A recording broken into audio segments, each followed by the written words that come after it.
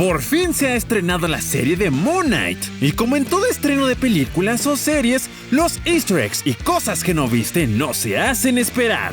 Pero como sé que ustedes solo se sientan a disfrutar esta serie, aquí les traigo las cosas y detalles que se te fueron de la vista al ver el primer episodio de Moon Knight. Un detalle bastante curioso que resultó tener un gran significado dentro de Moon Knight tiene que ver con un pez dorado. Tal vez detalles como este no tengan una explicación explícita la primera vez que lo vemos, pero al analizarlos descubrimos muchas cosas. De hecho, este pez se relaciona mucho con Steven. Vemos como el pez que tiene como mascota solo tiene una aleta, lo que hace que el pobre pequeñín nade simplemente en círculos. Y no, amigos, no es una referencia a Nemo, aunque esto lo menciona la dueña de la tienda de mascotas. Esa película de Nemo estaba mal. Si ve una tienda con peces discapacitados, entre. Esto es más que eso. El pez está nadando en círculos, tal y como lo hace Steven, viviendo en un bucle de ilusión y realidad distorsionada. Aparte, esto parece unirse más con él cuando en el fondo de la pecera vemos cómo se encuentra una pirámide, la cabeza del rey Tut, un obelisco egipcio y un barco hundido. Parecen cosas sin ningún trasfondo, pero también representan la afición de Steven por la mitología egipcia. Después, vemos cómo supuestamente está hablando con su madre, pero la verdad, yo creo que esto es simplemente otra más de su realidad distorsionada, y por este motivo, asumo que su madre no existe. Se trata de él mismo enviándose estas postales. Mark, una de sus identidades, se las envía a Steven para ayudarlo a mantenerse en esa rutina y él crea que su madre sí es real. ¿Pero qué cosas? En lo personal, yo estoy sorprendido por el gran trabajo de Oscar Isaac que protagonizó a Steven. Es realmente impresionante la forma en que puede separarse de su cabeza y sus expresiones faciales del resto de su cuerpo. Y en esta escena, cuando se aleja de Arthur, da estos grandes pasos dramáticos, similares a los grandes pasos del imponente Khonshu.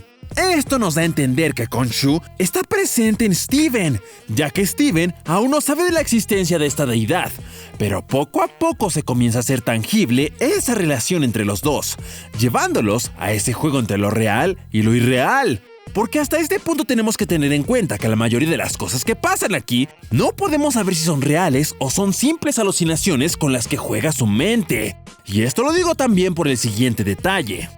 Mientras intentan arrancarle el escarabajo, Steven parpadea dentro y fuera de su conciencia. Después, en la siguiente escena vemos cómo se encuentra con su mano y su cara cubiertas de mucha sangre, pero con el escarabajo en su palma. Con esto puede entender que tuvo que arrancar algunos dedos para quedarse con el escarabajo y aferrarse muy bien a él. Después, vemos que huye en una furgoneta de reparto de cupcakes, donde escuchamos que va sonando la canción de Wham! Wake Me Up. ¿Pero qué hago? ¿Cómo terminé aquí? Tampoco traje mi licencia. Esta canción puede significar otro grito de ayuda, ya que Steven desea que lo despierten de sus terribles realidades. Y el hecho de que esta canción esté sonando en la radio, tal vez solo sea una broma irónica o simplemente una coincidencia interesante. Pero la verdad, para mí sí que tiene significado. Aparte de que Steven se despierta en su cama, pensando que todo esto solo fue un sueño. Pero como descubrimos más adelante, sí sucedió en la vida real. Entonces, ¿por qué sonó una canción tan irónica durante este hecho? Puede que tenga que ver con la siguiente escena. Mientras Steven es perseguido, se da cuenta que lleva un arma en la mano y en el parabrisas se puede ver la marca del disparo, ya que destrozó la ventana lateral y atrás de él se puede observar cómo uno de los autos que lo perseguía se volcó. Él tiene una cara que pareciera que está viviendo en una pesadilla, pero el ruido del disparo lo trae de nuevo a la realidad, puesto que después vemos cómo Steven se despierta todo desconcentrado en su cama.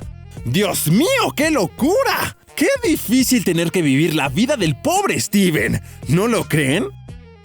Al comenzar a ver este episodio y quedarme con tanto suspenso, me di cuenta que una de las joyas musicales que suenan a lo largo del episodio son totalmente inconfundibles.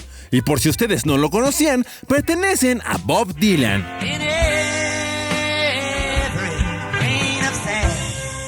Esta pista es una de las pistas espirituales de los años 80.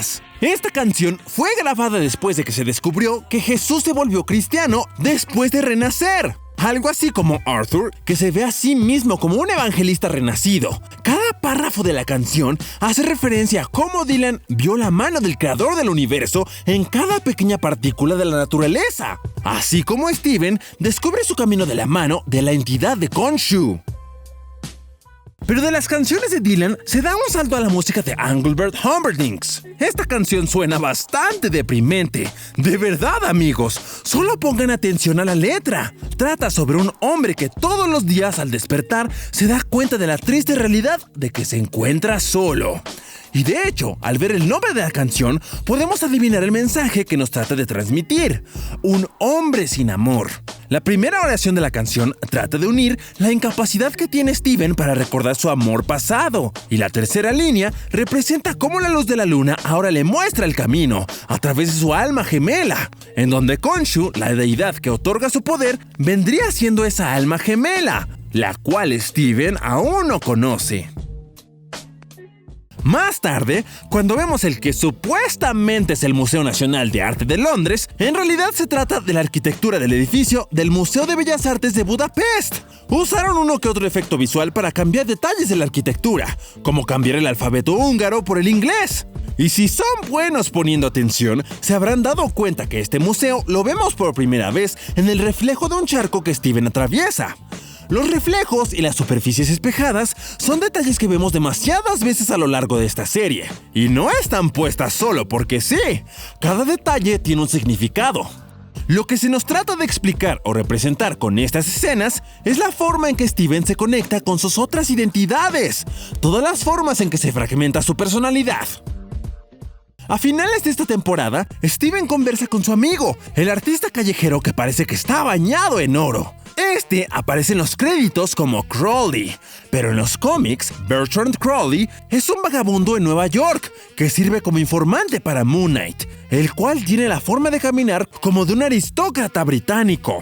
Pero es interesante analizar cómo todas las relaciones más cercanas de Steven no pueden responderle, es decir, no tienen vida, como en el caso de esta estatua. Ahora, mientras Steven intenta mantenerse despierto, podemos observar que en el libro que se encuentra leyendo hay una mención del gran demonio que posee poderes místicos. Podemos decir que con esto el UCM está agregando una nueva capa a su plan, que sería que todos los dioses que existen y conocemos en nuestra historia están vinculados con las otras formas de mitología, tal y como lo hicieron con la mitología nórdica o los Eternals. Otra cosa importante es que, si este libro muestra el árbol familiar de algunas de las deidades egipcias, parece un poco fuera de orden. La verdad, es un poco raro que Osiris se encuentre posicionada en el primer puesto, ya que en realidad Osiris es una hija y debería de quedar más abajo en el árbol familiar. Pero no hay que olvidar que toda esta explicación es a través de los ojos de Steven, ya que es quien está interpretando el libro. Y bien sabemos que tiene bastante conocimiento acerca de la mitología egipcia, pero también sabemos que su mente es algo inestable. La verdad es que ahora no sabemos el porqué de esto. Después de que Steven viaja a los Alpes para robar este escarabajo egipcio, despierta tirado en medio de las colinas. A su mismo tiempo, se da cuenta de que lo tiene en el bolsillo.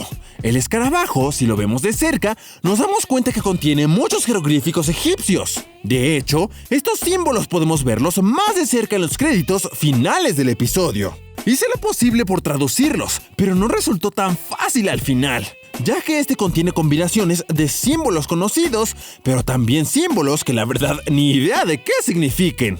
La mitad de la derecha del escarabajo se refleja, por lo que se nos hace más fácil distinguir estos jeroglíficos.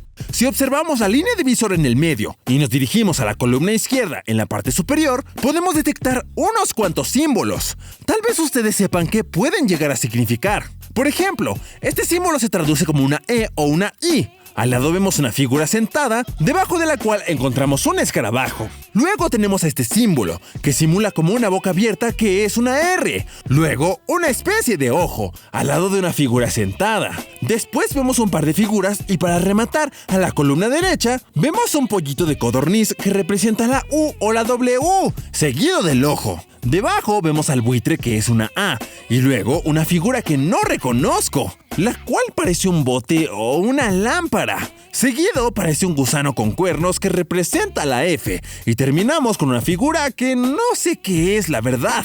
Pero no se preocupen, amigos. Por ustedes seguiremos trabajando para lograr descubrir qué significa este mensaje. Es interesante ver cómo en la escena de los tiradores hablan entre sí en inglés. Este es un pequeño indicativo que nos dice que probablemente estos dos no sean nativos de esta ciudad alpina, sino que como muchos cultos en el mundo real, se mudan a estos lugares. Steven hace una maniobra para tratar de huir de estos hombres similar a la de Harrison Ford, uniéndose a la procesión de multitud de gente, cubriéndose la cabeza para así mezclarse más fácilmente. Lleva su sudadera con capucha blanca, y como ya nos imaginamos, el color blanco es el que representa el vestuario del Caballero Lunar. Pero los tiradores no son los únicos que van tras Steven. Aquí vemos aparecer a Arthur, quien separa la multitud para intentar alcanzar a Steven. Y en los cómics, Arthur es representado como un villano. Es un tipo con la cara medio paralizada, que lleva a cabo unos experimentos nazis en México. Realmente, estoy seguro que este personaje tendrá una identidad más profunda que se revelará más tarde en la serie. Ethan Hawke dijo que su versión del personaje se basa en David Koresh, líder del culto cristiano La Rama, los Davidanos, aseido de Waco, Texas. Luego un seguidor se somete a juicio. Las escaleras del tatuaje se sincronizan con el balanceo del bastón, que se volvió verde para indicar una alma equilibrada, mientras que con la anciana, el tatuaje se vuelve rojo con una escala que tiene un gran peso.